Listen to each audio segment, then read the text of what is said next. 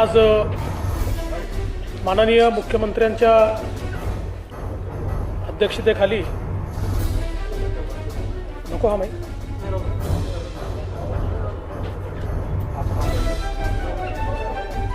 हा थोडा हळू करून टाका. आज माननीय मुख्यमंत्री महोदयांच्या अध्यक्षतेखाली मंत्रिमंडळाची बैठक झाली आणि अनेक महत्त्वपूर्ण विषयांवर आज मंत्रिमंडळाने निर्णय केलेला आहे. काही लोकोपयोगी निर्णय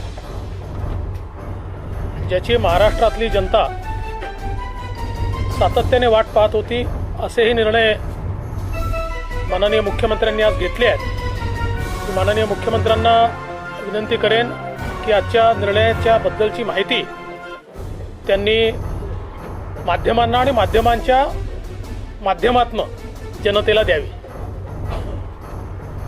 नमस्कार सगळ्यांचंच मी मनापासून या ठिकाणी स्वागत करतो. आज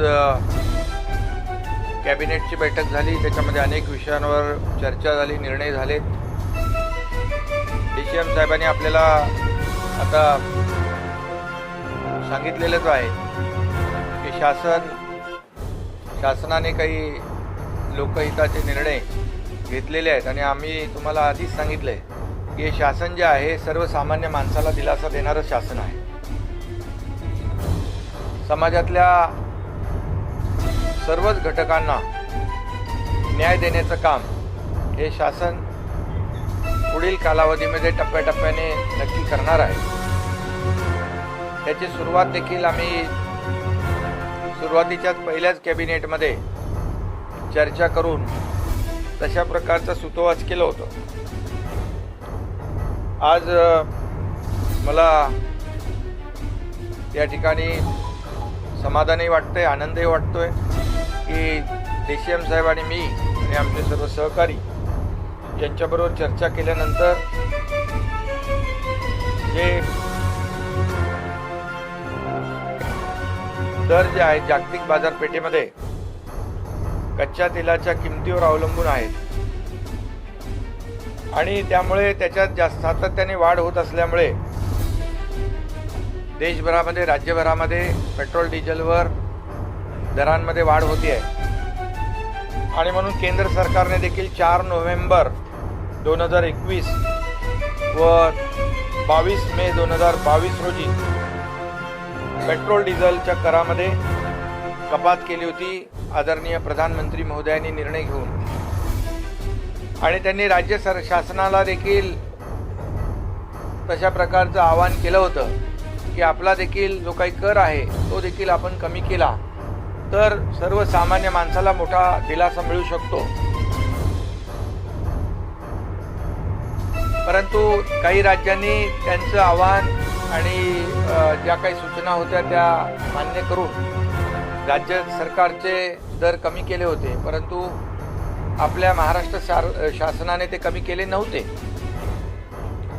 आणि आम्ही या ठिकाणी युतीचं सरकार स्थापन झाल्यानंतर ठरवलंय की ज्या ज्या माध्यमातून आपली सगळी आर्थिक परिस्थिती लक्षात घेऊन आपण एक एक निर्णय जनतेच्या हिताचा घेतला पाहिजे. आणि म्हणून आज आम्ही पेट्रोल आणि पेट्रोलवर 5 रुपये आणि डिझेलवर 3 रुपये अशा प्रकारचं जे दर आहेत ते कमी करण्याचा निर्णय घेतलेला आहे. यामुळे जवळपास 6,000 कोटी रुपयाचा शासनाच्या तिजोरीवर भार पडेल. तर 6,000 कोटी रुपये जनतेला त्यामधून दिलासा मिळेल. हा एक महत्त्वाचा निर्णय या ठिकाणी आम्ही घेतलेला आहे शासनाने. यामुळे जे काही डिझेलचे गुड्स ट्रान्सपोर्ट आहे त्यामुळे झालेली वाढ आणि मग त्याच्यामुळे जे काही वस्तूंवरच्या किमती वाढल्या त्याच्यामुळे देखील दिलासा मिळेल. आणि थेट पेट्रोलमध्ये देखील आपण 5 रुपये कमी केल्यामुळे थेट नागरिकांना दिलासा मिळेल. त्याचबरोबर आजच सकाळी प्रधानमंत्री महोदयांनी फोन करून सूचना दिल्या होत्या की राज्यामध्ये 18 ते 59 या वयोगटातील सर्वांनाच बूस्टर डोस मोफत देण्याचं केंद्र सरकारने जाहीर केलेलं आहे. पण त्याची अंमलबजावणी मोठ्या प्रमाणावर राज्यात देखील झाली पाहिजे आणि पुढच्या 75 दिवसामध्ये एक टार्गेटेड प्रोग्राम, एक आपला सगळ्यांनाच याचा बेनिफिट झाला पाहिजे संपूर्ण महाराष्ट्रामध्ये देशव्यापी मोहीम घेऊन अशा प्रकारचे देखील आवाहन प्रधानमंत्री महोदयांनी केलेलं आहे. त्यामुळे जे काही पॉझिटिव्हिटीचं जे कोविडचं प्रमाण आहे ते कमी होईल आणि सक्रिय रुग्णांची संख्या कमी होईल आणि मोठ्या प्रमाणावर 18 ते 59 वयोगटातल्या सगळ्यांना याचा बेनिफिट होईल. त्यामुळे आमचं शासनाचे सर्व आज त्याच्यामध्ये कॅबिनेटमध्ये देखील चर्चा याच्यावर झाली. मुख्य सचिव आणि आरोग्य विभाग आणि सगळीच यंत्रणा जी आहे सगळ्याच माध्यमातून या ठिकाणी हा बूस्टर डोस जो आहे सगळ्यांना मिळेल, अशी बूस्टर म्हणजे त्याची आवश्यकता आहे ते मिळेल आणि त्याचा फायदा सर्वसामान्य लोकांना होईल. हा देखील एक मोठा प्रोग्राम राज्य सरकार हाती घेईल. त्याचबरोबर केंद्र शासनाच्या स्वच्छ भारत अभियान टप्पा 2 च्या धर्तीवर राज्यात देखील स्वच्छ महाराष्ट्र अभियान टप्पा 2 राबविण्यात येणार आहे नगरविकास विभागाच्या माध्यमातून. त्यामध्ये शाश्वत घनकचरा व्यवस्थापन असेल, वैयक्तिक घरगुती शौचालय असतील, सामुदायिक शौचालय बांधण्याचा कार्यक्रम असेल, हा मोठ्या प्रमाणावर आपण या ठिकाणी राबवण्याचा देखील निर्णय घेतलेला आहे. त्याचबरोबर केंद्र पुरस्कृत अमृत अभियान टप्पा 2 Atal mission for rejuvenation and urban transformation असा जो नगरविकास विभागाच्या माध्यमातून देखील राज्यात आपण राबवतोय. या योजनेतून सर्व शहरांमध्ये केंद्राच्या मार्गदर्शक सूचनेनुसार अमृत अभियान राबविण्यात येईल. यामध्ये मोठ्या प्रमाणावर पाणीपुरवठा योजना आणि मलनिस्सारण योजना जी अतिशय कुठल्याही शहराच्या किंवा राज्याच्या दृष्टीने अतिशय महत्त्वाचा विषय येतो आणि सांडपाण्याचा पुनर्वापर जो आपण STP करतो आणि त्याच्यावर पाण्यावर ट्रीटमेंट करतो, हे ट्रीटेड पाणी जे आहे ते पिण्याचं पाणी त्या ठिकाणी वापरू नये म्हणून आम्ही एक MIDC असेल, सेकंडरी यूज असेल, गार्डनला आपण पाणी वापरतो, इतर जे काय आपण पाणी वापरतो हे पाणी STPमधून जे पाणी ट्रीटेड वॉटर जे आहे ते वापरण्यासाठी त्याचं कंपल्शन देखील करण्याचा निर्णय घेतलेला आहे. त्याचबरोबर जलसाठ्यांचं पुनर्जीवन देखील यामध्ये करायचं आहे. यामध्ये 10,513 कोटी रुपयाचा जवळपास निधी या ठिकाणी त्याची तो मिळेल. त्याचबरोबर खासदार धैर्यशील माने आणि आमदार प्रकाश आंबेडकर आणि इतरही आमच्या लोकप्रतिनिधींनी माझ्याकडे आणि DCM साहेबांकडे विनंती केली होती. जे नियमित कर्ज परतफेड करतात त्यांना जो काही शासनाने निर्णय घेतला आहे 50,000 रुपये इन्सेंटिव्ह देण्याचा, त्यामधून कोल्हापूर, सातारा, सांगली, पश्चिम महाराष्ट्रातले जे पूर परिस्थितीमध्ये ज्यांना शासनाच्या माध्यमातून आपण मदत केली होती 2018-19ला अतिवृष्टीमुळे शेतकऱ्यांचं झालेलं नुकसान भरपाई आपण दिली होती, त्यांना त्यामध्ये वगळण्यात आलं होतं. परंतु असं त्यांना वगळण्यात येऊ नये अशा प्रकारची विनंती केली होती. त्यामुळे त्यामध्ये तो देखील शासनाने निर्णय घेतलेला आहे आणि तो पुढच्या कॅबिनेटमध्ये आम्ही त्याच्यावर शिक्कामोर्तब करतोय. 50,000 रुपये त्यामध्ये आपल्याला शेतकऱ्यांना, लाखो शेतकऱ्यांना फायदा होईल. त्यामध्ये खासदार धैर्यशील माने असतील, खासदार आपले महाडिक असतील, आमदार प्रकाश आंबेडकर असतील, आणखी काही लोक जे आहेत त्यांनी देखील यामध्ये मागणी केली होती. शेवटी शेतकऱ्यांची ही मोठी मागणी आहे, त्यामुळे तोही निर्णय आम्ही आज घेतलेला आहे. एकंदरीत अशा प्रकारच्या ज्या काही योजना आहेत ज्यांचा थेट लोकांशी संबंध आहे अशा योजना ज्या आहेत, असे निर्णय जे आहेत आम्ही लोकहिताचे आज घेतलेले आहेत. एक फक्त नाही एक मिनटं, फक्त एक जे CM साहेबांनी या ठिकाणी सांगितलं अमृत, तर अमृत 1 आणि 2 मधला आता फरक असा आहे की अमृत 1 मध्ये 44 शहरं होती आता आज जो निर्णय मुख्यमंत्री मोदयांनी घेतला आहे, 400 म्हणजे अगदी नगरपंचायतीपासून तर महानगरपालिकेपर्यंत ज्या 400 अर्बन बॉडीज आहेत त्या सगळ्यांना आता ही केंद्र सरकारची योजना आजपासून लागू झाली आहे. त्यामुळे या सगळ्या शहरांमध्ये पिण्याचं पाणी आणि सांडपाणी या दोन्हीच्या योजना या केंद्र सरकार अनुदान देईल, राज्य सरकार त्याला मॅचिंग ग्रँट देईल आणि ज्या छोट्या संस्था आहेत त्यांना केवळ 10% पैसे स्वतः द्यायचे, बाकी 90% ग्रँटच्या माध्यमातून त्या ठिकाणचे प्रोजेक्ट पूर्ण केले जातात. म्हणजे ते अडलेले फंड्समुळे तर ते आता अडणार नाहीत. छोट्या नगरपालिका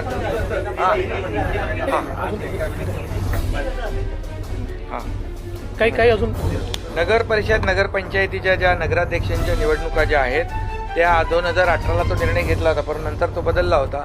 तर त्या देखील थेट पद्धतीने घेण्याचा निर्णय देखील आज घेतलेला आहे. ग्रामपंचायतीचे देखील सरपंच जे आहे थेट त्याच्यामध्ये त्यांची निवडणूक होईल आणि असे देखील महत्त्वाचे निर्णय जे थेट लोकांच्याशी निगडीत आहेत.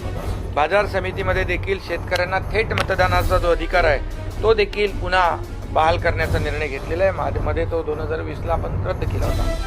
असे देखील हे निर्णय घेतले.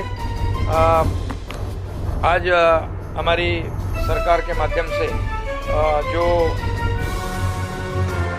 हम लोग ने पहले ही कहा था, हमारी जो शिवसेना भाजपा की सरकार है जो लोगों के हित की बात करेगा, लोगों के हित में निर्णय लेगा, ऐसे निर्णय हम लोग ने लेने शुरू किए हैं.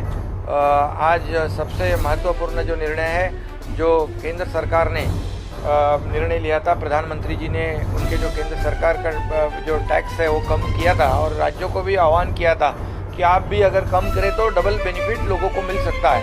लेकिन कई राज्यों ने वो निर्णय लिया था, हमारे महाराष्ट्र सरकार ने नहीं लिया था.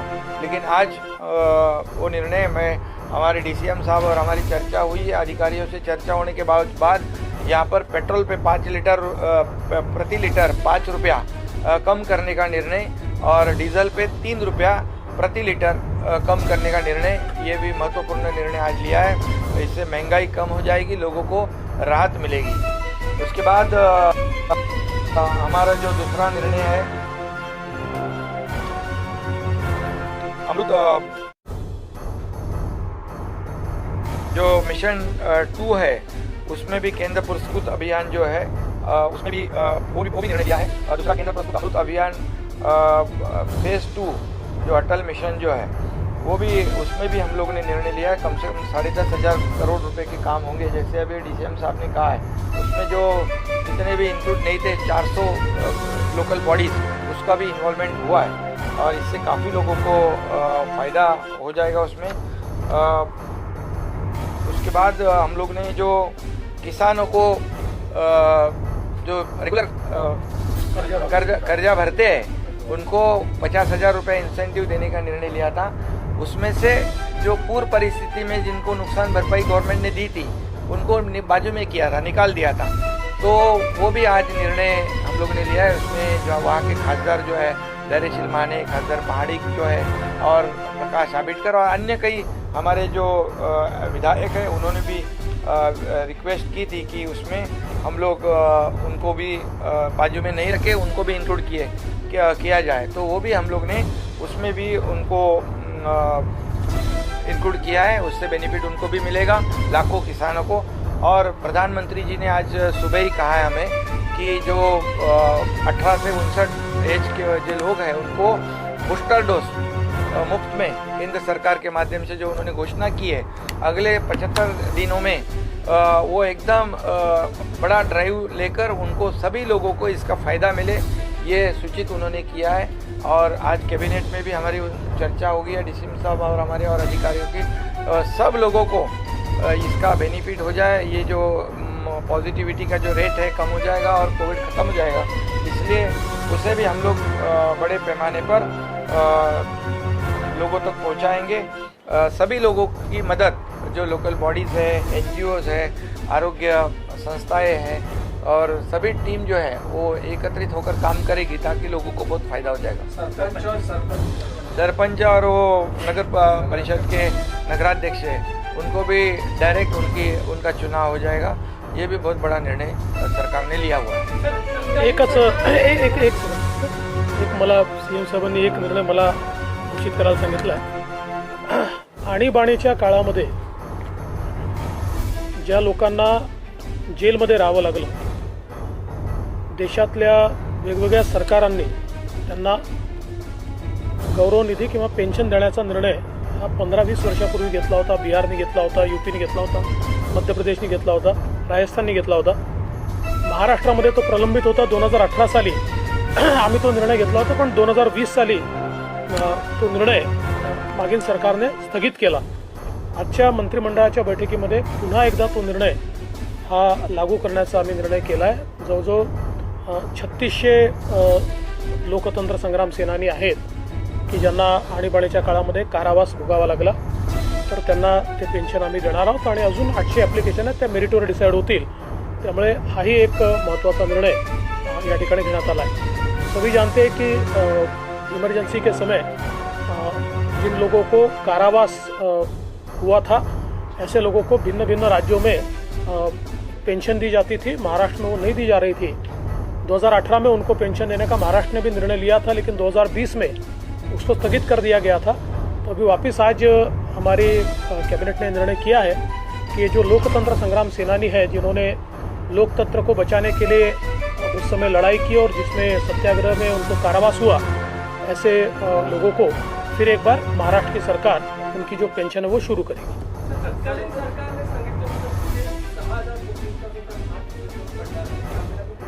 कशामध्ये? हां हां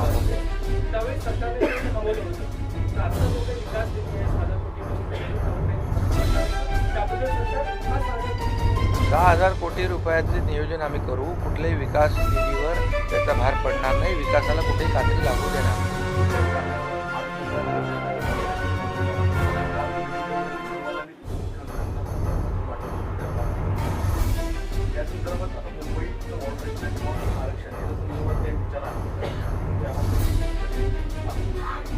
नाही, आता तर ग्रामपंचायत नगरपालिकेचा आम्ही निर्णय घेतला आहे आणि मला वाटतं मुंबईच्या बाबतीमध्ये आजचा तो निर्णय आम्ही काय कुठला घेतलेला नाही.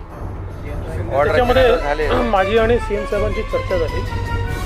आमच्याहीकडे तक्रारी प्राप्त झालेल्या आहेत. आज तो विषय आमच्या अजेंड्यावर नव्हता.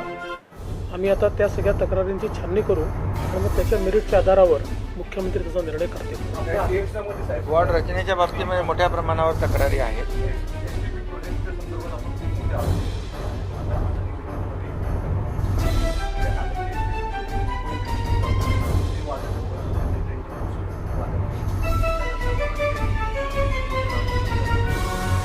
या संदर्भात स्वतः मुख्यमंत्री त्याच्यावर लक्ष ठेवून आहे. ती सगळी प्रोसेस आता सुप्रीम कोर्टामध्ये आणि न्यायमूर्ती चंद्रचूड यांच्या बेंचसमोर त्यांनी ती पूर्ण प्रक्रिया पेंडिंग ठेवली आहे आणि हे संपूर्ण जी काही ही प्रक्रिया त्याचं मॉनिटरिंग ते करत आहेत. त्यामुळे त्या संदर्भातले जे काही रिपोर्ट्स आहेत ते त्यांच्यासमोर मांडले जातील. मुख्यमंत्र्यांनी आयुक्तांना स्पष्टपणे सांगितलेलं आहे की कुठल्याही परिस्थितीत अतिशय पारदर्शी पद्धतीनं हा सगळा व्यवहार झाला पाहिजे. या ठिकाणी कुठल्याही प्रकारे कोणाच्या दबावाखाली किंवा चढ्या दरानं हे होऊ नये. तर त्या दृष्टीने जो काही त्या संदर्भातला निर्णय आहे तो पहिल्यांदा सर्वोच्च न्यायालयासमोर मांडावा लागेल. त्यांना सांगावं लागेल कुठल्या पद्धतीने आला आहे, काय केलं आहे, आणि मग त्यांच्या मान्यतेनेच पुढची कारवाई होणार आहे.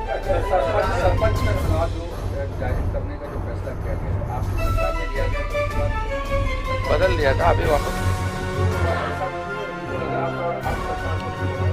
देखिए, देश में आप कोई भी राज्य देखिए, सारे राज्यों में जितने बड़े राज्य हैं, सारे राज्यों में सरपंच का चुनाव डायरेक्ट होता है. दूसरा, जो महाराष्ट्र सरपंच परिषद है, इसमें करीब करीब सरपंच और माजी सरपंच 50,000 लोगों ने अधिवेशन लिया. आप सब लोगों ने कवर किया था और वो सब ने मिलकर, वो किसी भी पार्टी से बिलोंग करते थे, सारे सरपंचों ने मिलकर एक मुख से उसमें ये कहा था कि भाई ये डायरेक्ट ही चुनाव होना चाहिए. मूलतः ये देखा गया है कि अगर इनडायरेक्ट चुनाव होता है तो चुनकर कोई भी आए, बाद में पैसे का और फालतू चीज़ों का अवलंब करके और जो डिजर्विंग है उसको बाजू रखा जाता है. तो उस दृष्टि से ये जो सरपंच परिषद ने जिस प्रकार से मांग की थी, सरपंच परिषद के लोग माननीय मुख्यमंत्री जी को मिले, मुझे मिले, जनप्रतिनिधियों से मिले, कई जनप्रतिनिधियों ने लेटर्स भी दिए, और उसी को मद्देनजर रखते हुए और देश में जो ट्रेंड है और विशेष रूप से जो 73rd अमेंडमेंट हुई थी, उस 73rd अमेंडमेंट का जो एसेंस था वो ये था कि भाई हम डायरेक्ट इलेक्शन करें। 74th अमेंडमेंट का एसेंस वो था कि हम शहरों में डायरेक्ट इलेक्शन करें, तो उसको देखते हुए ये निर्णय लिया गया है। आपने बात की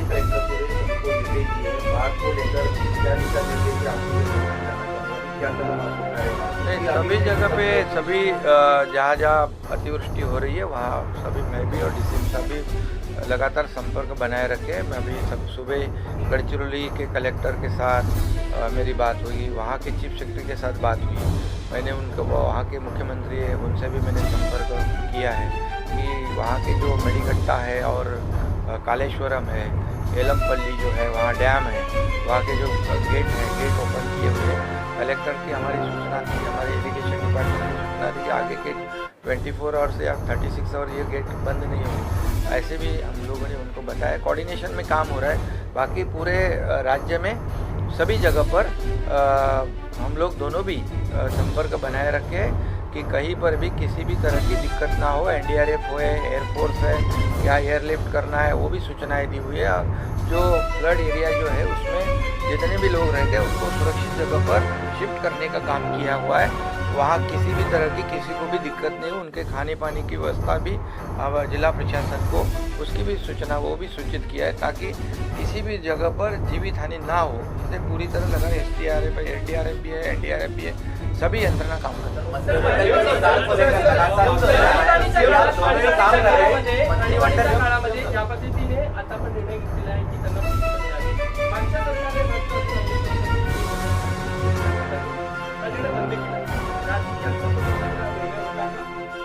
पहिली गोष्ट तर अशी आहे की आणीबाणीच्या काळात जेलमध्ये गेलेले हे जनसंघाचे लोक जास्त होते, पण सगळ्या पक्षांचे होते। आणि म्हणूनच लालू प्रसाद यादवांचं सरकार बिहारमध्ये असताना त्यांनी निर्णय घेतला त्यांना पेन्शन देण्याचा। मुलायम सिंगांचं सरकार हे ज्यावेळेस UPमध्ये होतं तेव्हा त्यांनी घेतलेला निर्णय आहे। त्यामुळे हा कुठल्या एका पक्षाचा विषय नाही आहे। जेव्हा देशाची लोकशाही ही इमर्जन्सी लावून संपवण्यात आली होती त्यावेळेस देशातले सगळ्यांनी विचार सोडून आपापले एकच ध्येय ठेवलं होतं की कुठल्याही परिस्थितीत देशाची लोकशाही पुन्हा बहाल झाली पाहिजे। आणि त्याकरता या लोकांनी सत्याग्रह केला। 2-2 वर्ष लोक जेलमध्ये, माझे स्वतःचे वडील 2 वर्ष जेलमध्ये होते। 1 महिना, 2 महिने, 3 महिने, 6 महिने, वर्षानुवर्ष लोक जेलमध्ये होते। आणि त्यानंतर ती लोकशाही पुन्हा आली, ज्या लोकशाहीचा आज आपण सगळे अतिशय गौरव करतो। आणि म्हणून या सगळ्या राज्यांनी त्यावेळेस तो निर्णय घेतला होता। महाराष्ट्रात तो राहिला होता।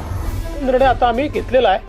आता मध्यंतरीच्या काळात कुठल्या कारणाने कदाचित त्या सरकारमध्ये काँग्रेस असल्यामुळे त्यांच्या दबावाखाली, कारण जिथे काँग्रेस आहे तिथे त्यांनी हे निर्णय घेतले नाहीत किंवा मध्य प्रदेशचा घेतलेला निर्णय काँग्रेसने बदलवला होता तो पुन्हा नंतर सरकारने घेतला। त्यामुळे कदाचित मागचं जे सरकार होतं महाविकास आघाडीचं काँग्रेसच्या दबावाखाली त्यांनी तो थांबवला होता। तर आता तो पुन्हा आम्ही सुरू केला।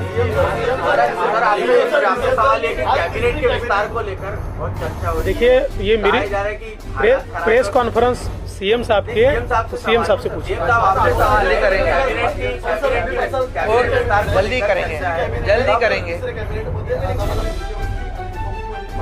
जल्दी करेंगे जल्दी हो जाए लवकर। महाविकास आघाडीमध्ये 1.5 महिने 5 मंत्री होते, पण आम्ही तसं करणार नाही। आम्ही तसं करणार नाही।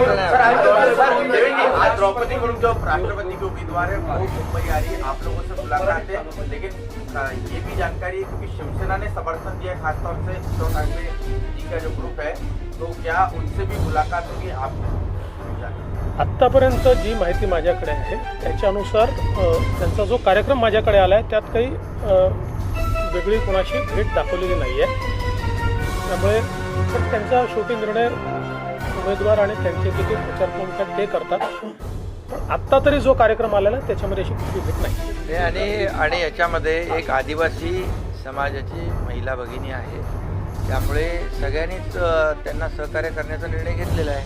आमचे 50 लोकांनी घेतला आहे, खासदारांनी सगळ्यांनी घेतला. त्यामुळे ज्यांनी निर्णय घेतला त्याचं स्वागतच केलं, सगळ्यांचं स्वागतच केलं. हाँ बोले नहीं, ये जो आदिवासी समाज की हमारी महिला भगिनी है उसके लिए उनको कैंडिडेट बनाया है, इसलिए प्रधानमंत्री जी को धन्यवाद सभी लोगों ने दिया हुआ है, क्योंकि आदिवासी समाज को मेन स्ट्रीम में लाने की कोशिश राज्य भी कर रहा है और केंद्र भी कर रहा है. और ऐसे आदिवासी समाज को सर्वोच्च पद जो देश का है, राष्ट्रपति पद, ये अगर मिलता है तो समाज को भी बहुत गौरव है, समाज का और देश का भी गौरव है. इसलिए सभी लोगों ने उसको शुरुआत कर दी, हम लोगों ने, बाकी सब लोग फिर आते और सभी लोगों का स्वागत किया है.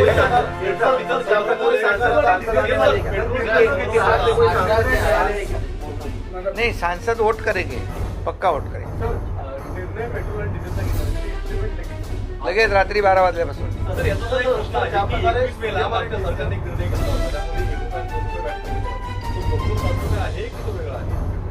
साहेब एकच सेकंद सांगतो, पहिल्यांदा तुमचे कन्फ्युजन काढून घ्या की त्या सरकारने निर्णय घेतला नव्हता. टॅक्सेसवरचे टॅक्सेस कमी झाले होते, त्यामुळे त्यांनी एकही पैसा कमी करण्याचा निर्णय घेतला नाही. टॅक्सवर आपण टॅक्स लावतो, त्यामुळे ते टॅक्सेस केंद्राने कमी केल्याबरोबर ऑटोमॅटिक आपले कमी झाले होते. हा कॅस्केडिंग इफेक्ट आहे. हा स्पेसिफिकली आपण घेतलेला निर्णय असल्यामुळे पूर्ण 5 रुपये हे सरकार माननीय मुख्यमंत्र्यांच्या नेतृत्वात कमी करतो.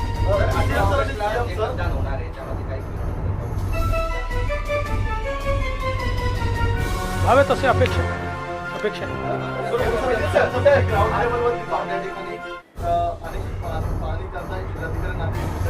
सरकार ऍक्शन मोड मध्ये आल्याचं पाहायला मिळते. अनेक महाविकास आघाडीपेक्षा तुम्ही महत्वपूर्ण असे निर्णय घेताय. तुम्ही त्या प्रकारे म्हटलात की महाविकास आघाडीने दीड महिने विचार केला नाही, त्यांचाही तुम्ही रिपोर्ट होणार आहात का त्यापूर्वी? अरे असं काय नाही, लवकरच होईल. लवकर होईल.